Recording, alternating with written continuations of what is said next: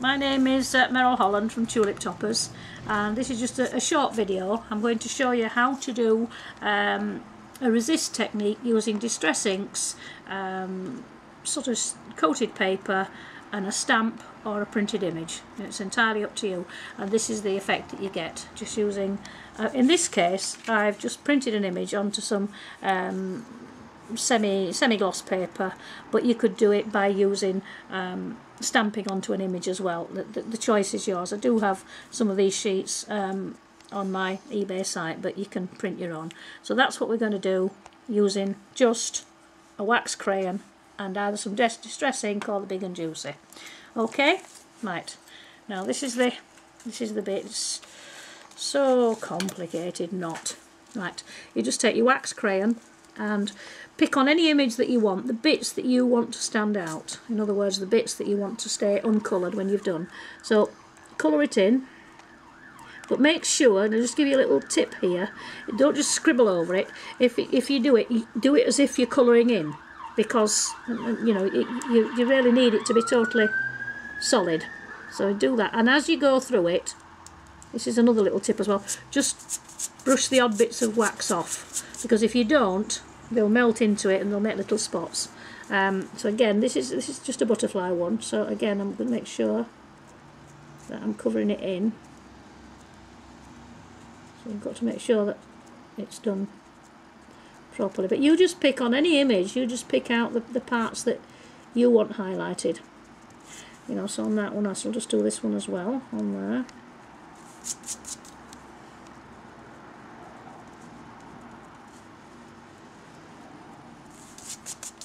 I've got a nice little butterfly there. I'm going to just make it clear. When I say colour it in, I mean colour the image. Don't just go like that. You know, make sure that everything's coloured in as if you were doing it with a pen, because you want a good flat image.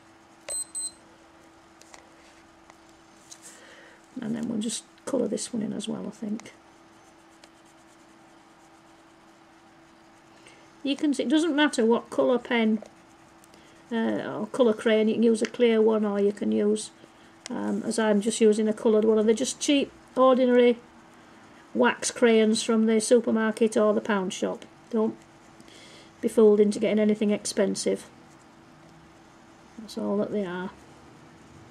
And you can see on this one, it's a yellow one, but it's not going to show yellow when I've finished. Right, hopefully that's just enough. You can't see anything there at the moment, but I'm now going to take my heat gun and just warm it. And this is purely and simply to just melt the wax so that we can work as a resist technique. It's far cheaper than using inks or anything like that, and it's very simple. Right, so that's enough. Right, now you take your foam pad.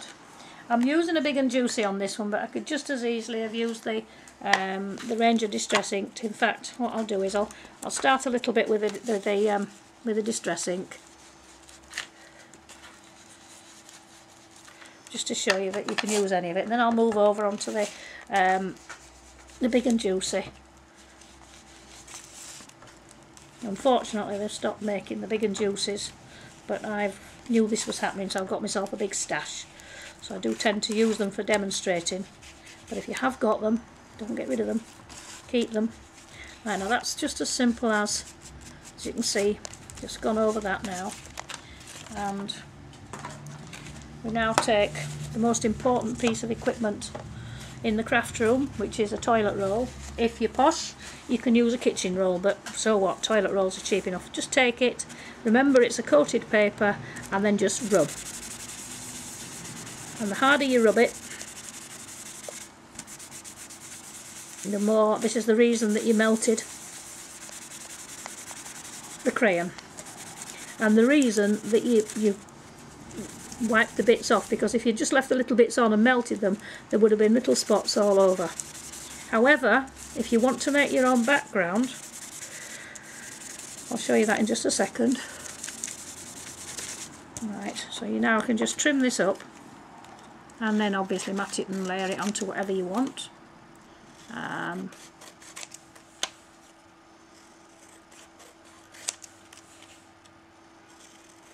There we are.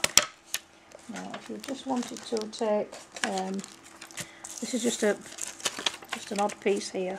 Now just say that you want to just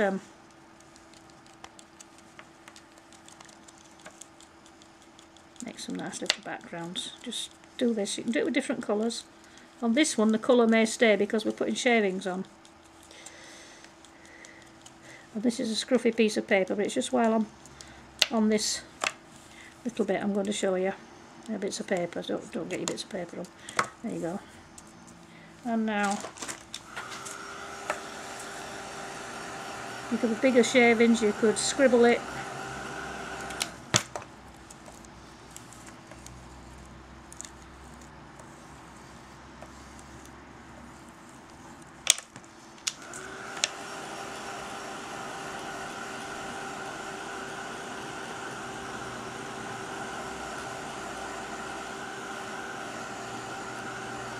It's all about economy.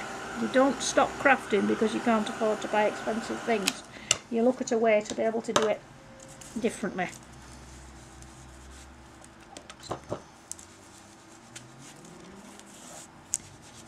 Right, it's not exactly Picasso or David Hockney, it's more play school. But you can see where I'm going with it, and where you can go if you're creative. But the kids love this. Children absolutely love it. Just take that back to the toilet roll. There we go, and just buff it up. Now that is not meant to be a work of art. It's just meant to show you how quickly you can do it. Now there's the little spots that I've done, but then I scribbled over.